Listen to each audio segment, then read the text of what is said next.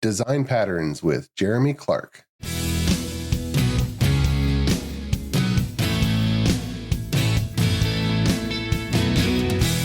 The Azure DevOps Podcast is a show for developers and DevOps professionals shipping software using Microsoft technologies. Each show brings you hard-hitting interviews with industry experts, innovating better methods, and sharing success stories. Listen on to learn how to increase quality, ship quickly, and operate well.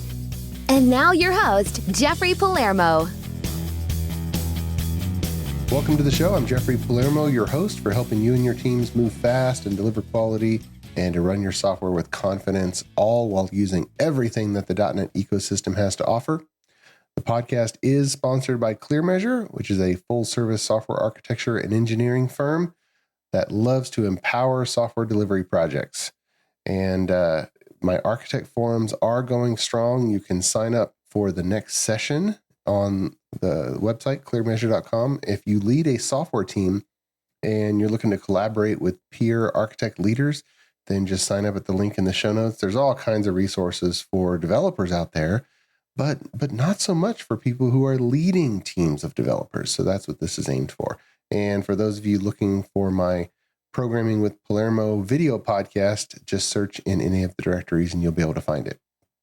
Now, my guest today on the show is Jeremy Clark.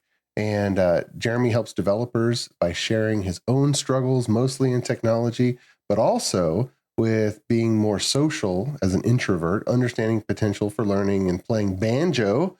And he's worked as a corporate developer, as a chief improvement officer at a startup, and as a contract developer. And currently he teaches developers through online courses and workshops and tech articles and conferences. And he spends most of his time in C#, but he's recently ventured into Golang and Rust, and he likes exploring some of his favorite topics like interfaces and delegates, concurrency, and parallel programming. You can see him speaking next at Live 360 in Orlando, Florida. That's November 12th, the week of November 12th, 2023. You can use the promo code Clark to save $500 on that ticket. And you can also, on the week of October 23rd, you can see him at DevSpaceConf in Huntsville, Alabama. So Jeremy, welcome to the show. How are you, sir? Doing great. Thanks for having me. Oh, my pleasure. My pleasure. You know, you've done so much speaking in your career, so many tutorial videos, taught so many developers. You've gotten to this level of expertise that is just kind of like at the top small percentage of the industry. But I want to kind of back up. What were some of the high points in your career that you think are, formational that helped actually achieve, that level of industry expert? Well, I'm reluctant to call myself an expert in anything just because I know there's people that know a lot more than I do. My career was pretty slow. I kind of started out programming by taking hotel reservations at a company, and through a series of events, I ended up on the programming team. And on that team, it was my first professional programming job, but I was surrounded by senior devs who really liked to share. And it was just a great environment for me to grow in. And so, that kind of inspired me to share with other developers. And also it definitely made me not afraid to ask questions and not afraid to say, I don't know. I think where a lot of people get into trouble is when, we bluff our way and we say, oh yeah, I got it. I have no idea what you're talking about, but yeah. And when did you decide that you were or that you loved teaching? Like you spent all this time, you learned a lot of stuff around development and done a lot of programming, but you said, you know what? I'm going to teach other people. That's actually also pretty interesting because, you just mentioned that I'll be speaking at Live 360 in Orlando in November. While I was a corporate developer, I used to attend that conference. Okay. And I always thought, it'd be cool to be up on that stage, but it's like I'm a corporate developer who is not doing bleeding edge stuff. Who cares? And then there was actually an influential episode of .NET Rocks, and they had a panel discussion, and it was this would be about 2009, so quite a ways back. And so .NET had been around for a while at that point, And when they were talking about how when C# and .NET first came out, everybody was talking about the basics. Like, here's the garbage collector, here's how types work, here's all of this stuff. Yep. But then as time went on, it turned into, oh, here's, WPF or WCF. And, that's gone now, but it was new at the time. And so everybody was talking about, here's the new stuff. A high level. And they were saying, well, who's going to bring the new people in, talking about kind of those basics. Yeah. And I took that as a challenge. I'm like, well, you know what? I'm not doing cutting edge stuff, but I can do core stuff. I mean, that's what I do all day long. So I actually ended up signing up to speak at a local code camp in Southern California. And I was a little ambitious. I decided to do 3 talks my first time out. That's a workload. Yeah. But, I practiced and practiced and practiced. And I was hooked the first time I did it because I got up in the room, I knew my material, and while I was speaking, I saw the light bulbs go on in the room. And, suddenly I had this realization, I just helped these people. Yeah. I just made somebody's job easier. I just made somebody's life better. Yeah. And at that point, I was immediately hooked, and I started trying to figure out, how can I do more of this? So, and that was back in 2010. And it's been a long road since then, but it's really strange to think about, particularly Live 360, like you mentioned, a conference I used to attend. Now I'm speaking at, and it was a slow process, mostly user groups and code camps when I was first starting to speak, but then slowly kind of regional events that, had a ticket price associated with them. And I've had the chance to speak internationally and all across the US as well. So I just have loved having those opportunities and love sharing my struggles, basically. So any talk that I do is something I struggled with. So it's like, okay, this was hard for me. How can I make it easier for someone else? Right. Well, my favorite definition of an expert is someone who has learned something, who has gained some expertise, and then shares it with someone else, because the act of sharing gained expertise is what makes you an expert to that other person. If you learn something, if you're great at something, and then you never share it, well, nobody knows. And someone's only an expert is if someone else knows, meaning that expertise has been shared, and now they can know. I will accept that definition of expertise. Awesome.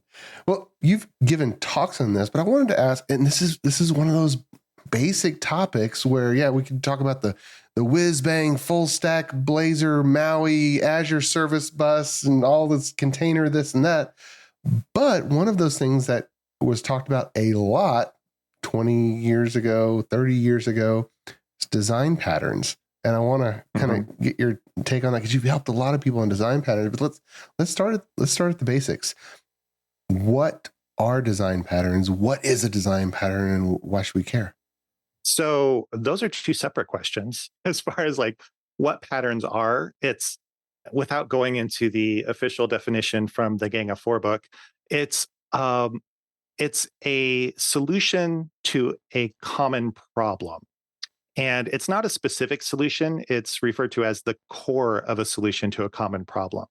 So the idea is that I have this problem. For example, I need to get notified when a state changes on an object.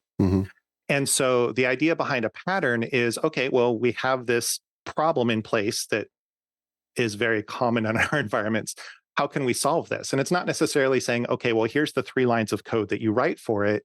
It's more setting up, here's the big pieces and how they might communicate with each other. And the specific implementation is actually up to you as the developer.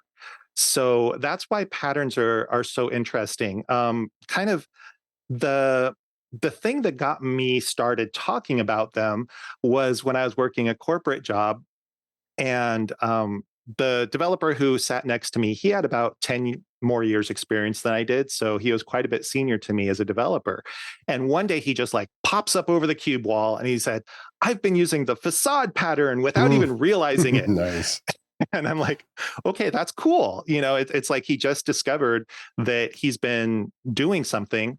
And it's actually something you're kind of supposed to do, right? It's a common way to solve a problem. And I thought that's really cool because now, he has a new tool in the toolbox. But I was also thinking, well, this is also sort of a problem because what patterns really give us is when we learn them and we learn the types of problems that they're there to solve, now we have somewhere to look. So, I described that notification problem earlier. Well, that actually is how the observer pattern is described. And the idea is that now that I can put a name to it, I can call this an observer. Now I can go start looking for solutions to it. Yeah. And once you put a name to it, now you can find solutions. And then, you know, design patterns, kind of the original Gang of Four book goes back to 1994. So that was quite a while ago. Yeah. And it's easy to think, well, these don't really apply to us anymore. But I think it's just the opposite because, in the Gang of Four book, they might describe, okay, well, here's the observer pattern and here's how we can set up this notification. And now with our modern languages, we have so many implementations of this pattern built in that we can go and grab. So kind of the simplest one in C# is an event handler. That's a really simple way to do a notification. Something I've gotten into since I've been dealing more with parallel programming is channels. And that's a way to communicate across threads even. And there's also reactive extensions. And there's this, and there's that. And C# actually has a pair of interfaces, an IObservable and an IObserver of T, if you want to kind of build your own. So it gives you like the framework that you can build with. But, the important part is that if I know that I need an observer, now I can go start looking for those solutions since I've been able to put a name to my problem. Yeah. That's a really great point and really great example because everybody needs observers. And code A, something happens on code A and code B needs to do something. But we don't want code A to know about code B. And so we need to set up some type of indirection and there's the pattern. Yeah. So the Gang of Four book, you're right. It's a really old book. I don't know how many, let's say, current decade programmers have read that book. I haven't seen it being talked about in the up and coming developer curriculum or whatnot. But in your opinion, should new developers read that book, or are there some other newer material that you'd recommend? What's your opinion on that? So the Gang of Four book is important. I'm going to leave that there. It's also very academic. Yeah. So I had a copy on my shelf because every good developer of the era that I was doing corporate development had this book on their shelf. And I tried to read it like 3 times and failed miserably each time because I wasn't ready for it yet. So I would say Gang of Four book is an important book. And it's something that I think people should read at some point in their career, but there are definitely much more approachable ways to get there. So there is a book called Head First Design Patterns, and that's from O'Reilly. And the Head First series is really designed to try to stuff information into your head in a way that you'll remember. So it's much more approachable. And that book actually deals with 12 of the patterns that are in the Gang of Four book and starts off with exactly the same definition. So they're not coming up with something brand new. It's something that's there and approachable. And the source code for that is, I believe it's Java, but there are online repositories that have C#, which is the world I live in, JavaScript, basically any kind of language you can think of. There's a repository with the examples.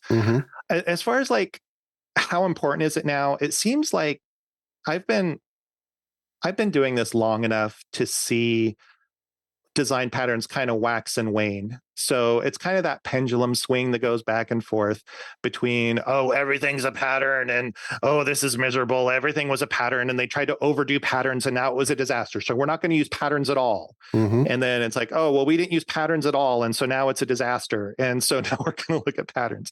So it seems like the pendulum swings back and forth, just like everything else, whether we're doing things client side or server side, everything.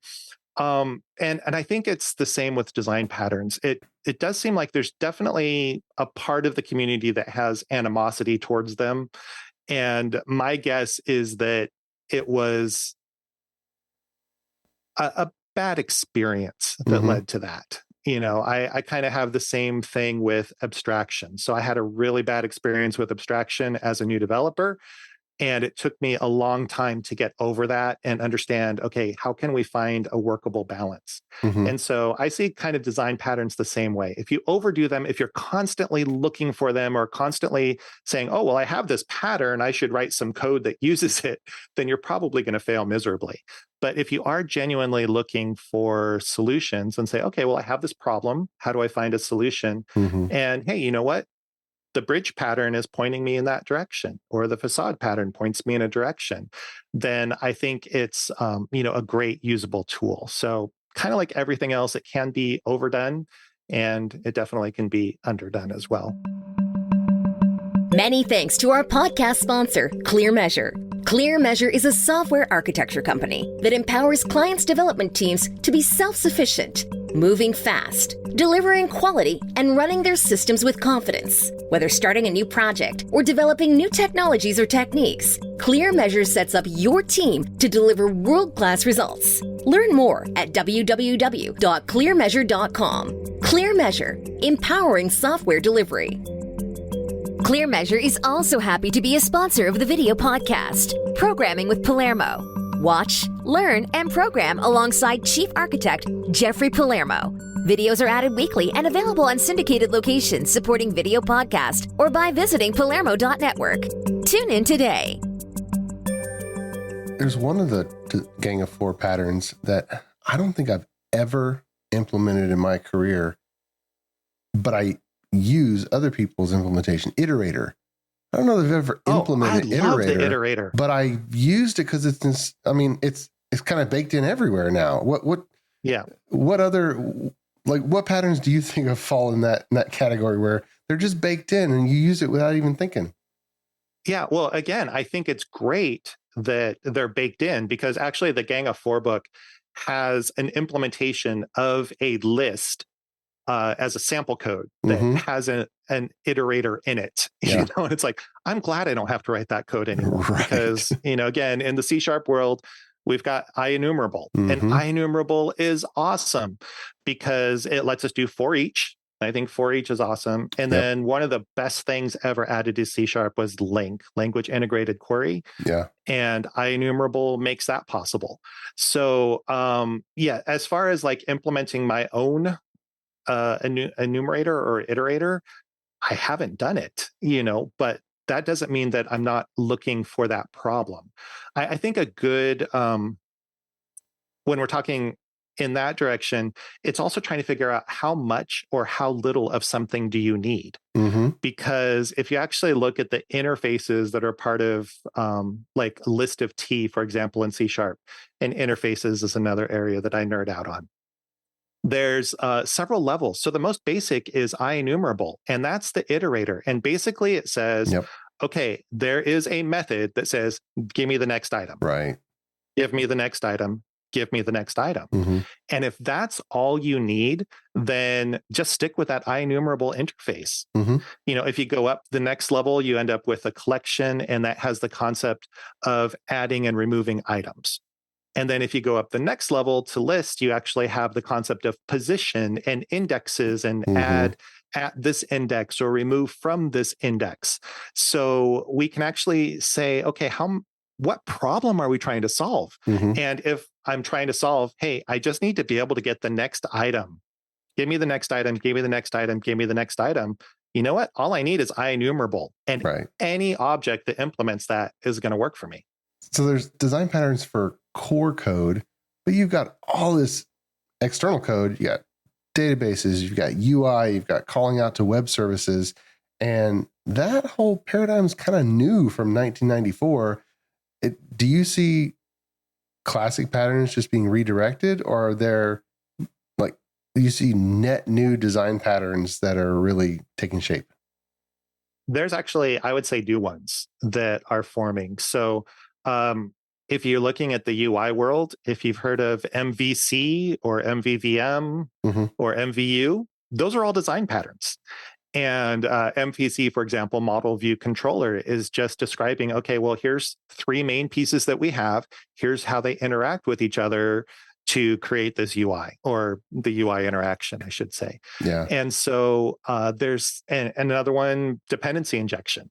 Dependency injection is actually a set of patterns, because you can break that down further and say constructor injection is a pattern where we're injecting things through the constructor. Property injection is a pattern where we're putting things into properties. Method injection is a pattern where we're putting things into method parameters. So there are new patterns that definitely the Gang of Four is not the be all and end all. It was just the beginning. Unfortunately, the question that I often get is, where is there a comprehensive collection of pattern that I can look through, like a pattern catalog? I don't know. Yeah.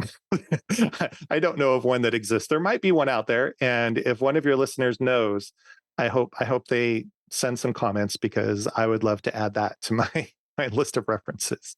Yeah. I think any field that has a design element probably has this concept of patterns that you can repeat over and over again. I've worked with an interior designer who can whip out cabinet shapes of kitchens and whatnot. I look at her and I can tell that she's assembling all kinds of different patterns and combining them in different forms. It's not like 100% bespoke custom. It's all these little combination of patterns that she's learned in her field. Yeah. And actually, the definition that the Gang of Four uses for design patterns comes from Christopher Alexander, and it's actually from 1977. And he was talking about architecture, like real architecture with buildings and bridges. So that's where the concepts come from. And again, it's talking about problems that occur over and over again in our environment, and describe the core of the solution to the problem in such a way that we can use it over and over again. And that there's often multiple implementations. We don't necessarily have to do it the same way each time. So if you think about, I need to, create a span. I need to, build a bridge of some kind. That's a common problem. And then how you implement that, whether you use an arch bridge or a suspension bridge or the various other types, there's a lot of solutions to that problem, but you have somewhere that you can start. Yeah, that's a good point. I need to fasten two boards to each other. I've got a few proven solutions. I don't need to fabricate my own nail or my own screw and all that. So all of these in C#, all of these patterns kind of use interfaces. I want to ask you about just abstraction in general. Well, when I was young, I remember conflating the concept of abstraction with interface. And I thought, just because I was using an interface, therefore I had some good abstraction. How do you think about that concept when it comes to patterns? So abstraction is another topic that I'm really big on. Okay. And one of the reasons for that, one of the reasons I talk about interfaces so much, is because that was actually a concept that was hard for me to understand when I was new to programming. So, I kind of saw the mechanics of it, but I didn't really understand the why of it. And it took me a while to understand the why. And like I mentioned, I did have a bad experience with abstraction. And basically, I ended up supporting a project that was badly designed and over abstracted and was very difficult to debug. And in fact, it was very difficult just to compile. And that's never a good thing. So, I kind of have this idea that kind of by default, developers fall into one of two states. You're either an under abstractor by default or an over abstractor by default. So I was an under abstractor by default. And so what that meant is I needed to learn how abstraction works, what the benefits are, and, kind of how do I get those benefits? Because if you have code that's under abstracted, it's difficult to maintain and change. Now, on the other side, if you have code that's over abstracted, it's difficult to maintain and change. So there's a sweet spot somewhere in the middle. Right. I had a coworker who was definitely an over abstractor by default. And so whenever a user requirement would come over, he'd be thinking of, okay, well, they want these two things, but here's these 5 other things that might happen at some point in the future. So I'm going to build this huge plugin architecture so that we can do this when we need it. And I'd be like, well, let's take a step back. Okay, let's leave a spot for that plugin architecture. So we don't want to code ourselves into a corner, but let's go ahead and make sure that we're not building something that's just going to make things harder to maintain. And same thing would happen in the other direction. He'd come over to my desk and I'd be like, okay, so here's how I'm doing this right now. And he's like, well, you've got some code duplication here. And, you really could benefit by splitting this up, putting a layer of abstraction in between so that you can switch things out. So, again, through years of experience, you kind of learn where the sweet spot is in the middle. And the unfortunate thing is the sweet spot varies by application. So you can't just say, here's the perfect number of interfaces to have. Here's the perfect level of abstraction to have.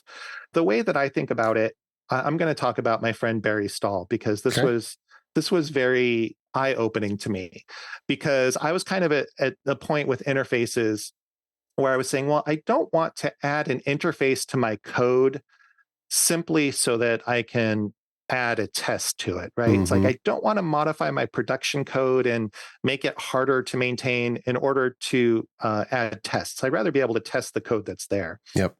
And, and I would say, I was talking to my friend Barry, and he's big on testing, and he would like as much code coverage as possible from a philosophical standpoint, not from a metrics standpoint. Yeah. And so I would say, well, I don't want to add an interface because I only have one implementation of this thing. And so why would I do that? And he said, no, actually, you have at least 2 implementations, because you have your production code and you have your test code. Yep. And that was eye-opening, because it's like, oh, you know what? Maybe I am okay adding that level of abstraction to my code if it does make it easier to test. The other thing that he said that just blew my mind, we were talking, he's very much, again, very high on testing. And at the time I was kind of like, well, I test kind of my core business logic, the things that might be confusing, but other things I don't really have tests for. And so we were kind of talking about, well, how do you decide which part of your code is okay not to test? Yeah.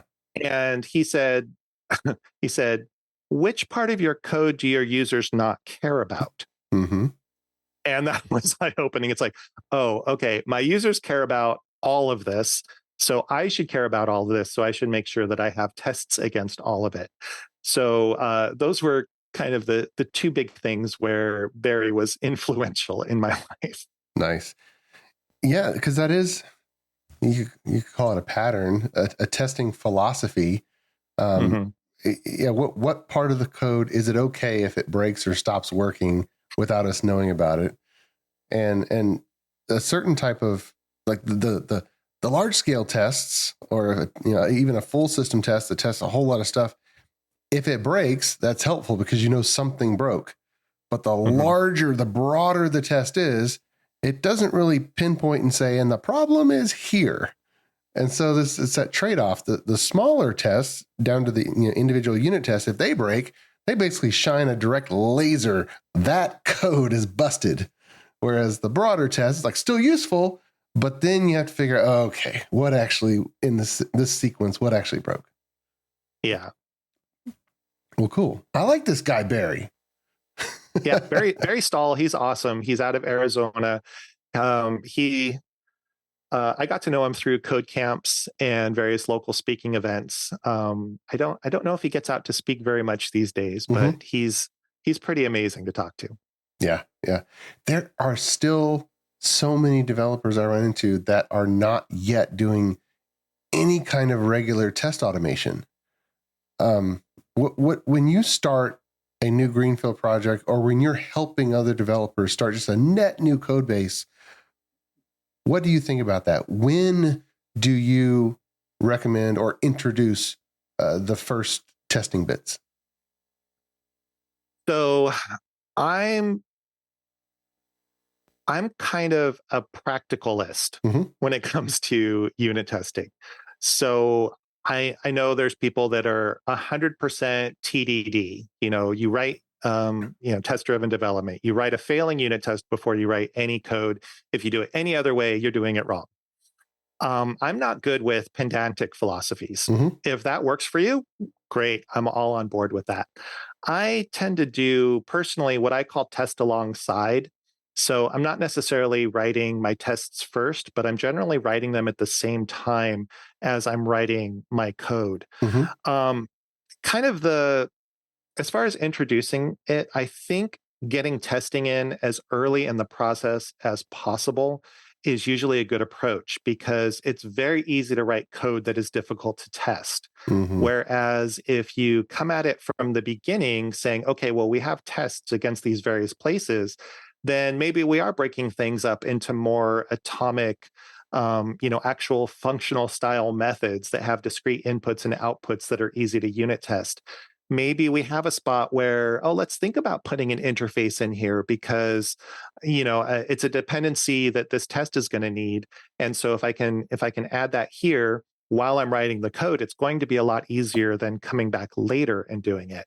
Yeah. The other thing is that I did a contract job where I was doing the presentation logic for an application. Mm-hmm. And I was having to deal with services that did not exist yet, but I knew what the data was going to look like. Yeah. So I could mock those up for my tests, and I could continue doing all of my work without any working services because I had tests in place that would provide me with the sample data, put it right into my code, the same spot the real services would put their data into the code, Mm-hmm. and just be confident that, assuming that my test data does match what's coming from the service. Sure, Once we actually plug it in, it's going to work.